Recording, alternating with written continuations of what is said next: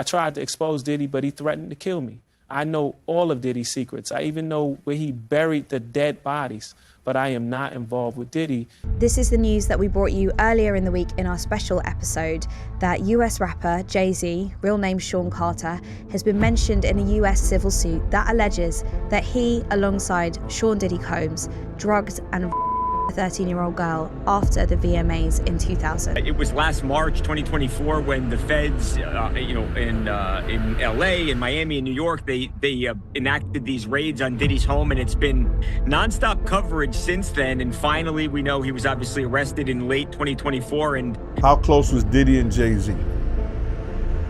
They was close enough that they wasn't playing basketball. They wasn't playing baseball. They wasn't playing football. And they wasn't playing hockey or soccer for Diddy to come on stage, pat him on his ass, and then make the statement to people in the world that can't nobody call me Sean but Jay-Z. Diddy's federal trial took a crazy turn, and now Jay-Z's name is being brought back into the fray.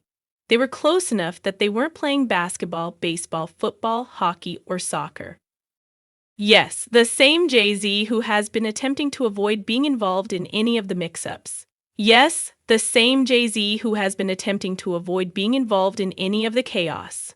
However, it seems that a court may now want him to discuss it. Diddy isn't handling it well either. Let's begin with the fundamentals. The formal jury selection procedure for what is regarded as one of the most combustible celebrity cases in recent memory got underway on May 5th. Serious federal accusations have been brought against Sean Diddy Combs. Under federal racketeering statutes, we are discussing claims of organized crime, trafficking, and conspiracy. And the list of participants? It's enormous. The list of witnesses. Once that video went viral, Diddy's carefully crafted image came crashing down. He released a public apology on social media, saying he was disgusted with himself and that he had been in therapy, but to one of Diddy's parties in Miami. Back in 2015, he said he was forced into humiliating situations in front of powerful guests. And he specifically named Beyoncé and Jay-Z as being there, saying they saw everything and did nothing. Manzrow described Beyoncé looking shocked, like she knew something was wrong. But Jay-Z, he claimed Jay stood there, watching, not reacting. Now that's a bold claim, and Jay-Z's legal team immediately denied it. His lawyer, Alex Spiro, one of the most high-powered attorneys in the business, released documents proving that Jay-Z wasn't even in Miami at the time. Same with Beyoncé. They were actually at the Billboard Music Awards in Las Vegas, with plenty of photo and video proof to back it up. Shortly after that, Manzrow changed the lawsuit. All mentions of the Carters were removed, almost like they were never part of the story. But the damage was already done. The public had already seen their names attached to this nightmare, and people started asking questions like, how much do Jay and Bey know about Diddy's world? These parties were happening. Prosecutors may want to know what he saw, what he heard, or what conversations they may have had. Think about it. Diddy and Jay-Z were tight, business partners, party regulars. They collaborated on music, appeared at each other's events, and were photographed together constantly. If anyone had insight into Diddy's lifestyle or behind-the-scenes behavior, it's Jay. Some legal experts are now saying Jay's name is on a list of potential witnesses that the court may contact. And for someone like Jay-Z, who's always protected his brand and stayed out of messy drama, this is a nightmare scenario. Now, I don't know what kind of statement, and I can't say, I wish I could say half a homo, but I know I can't say it. But I don't know what kind of half a homo that is. And you trying to say that you're not close to somebody. You coming on. Insiders are saying Diddy is panicking over this possibility because if Jay-Z gets up there on that stand, even if he doesn't directly implicate Diddy in any crimes, just confirming certain conversations or habits could open a floodgate of consequences. Diddy's inner circle is crumbling. People who once worked for him, dated him, or parted with him are now flipping. Cassie is reportedly ready to testify using her real name, no hiding behind anonymity. That alone could be powerful. His former lawyers are out. One of them jumped ship. Now he's being represented by Mark Geragos, a guy who's known for handling high-profile cases. But even he may have a tough time here. And then there's the raids.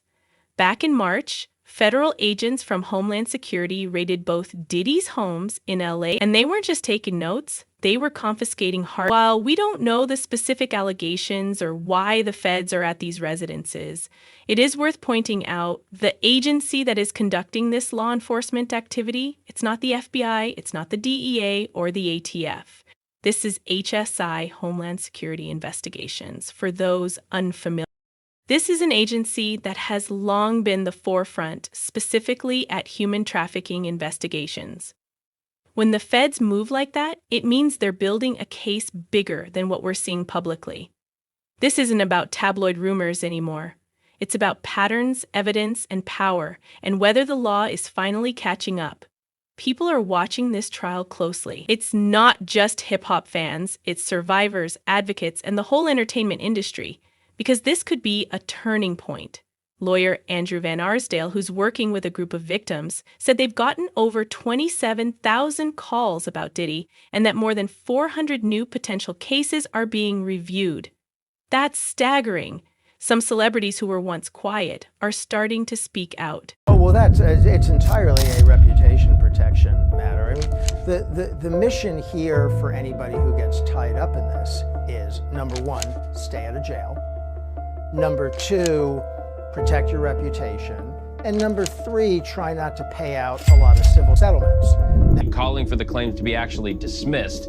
What are you watching for in this case? Well, Sean Carter, Jay-Z has good reason to ask for this case to be dismissed. The accuser came out and did an interview. Now, we didn't get to see her face. We didn't get to learn her name.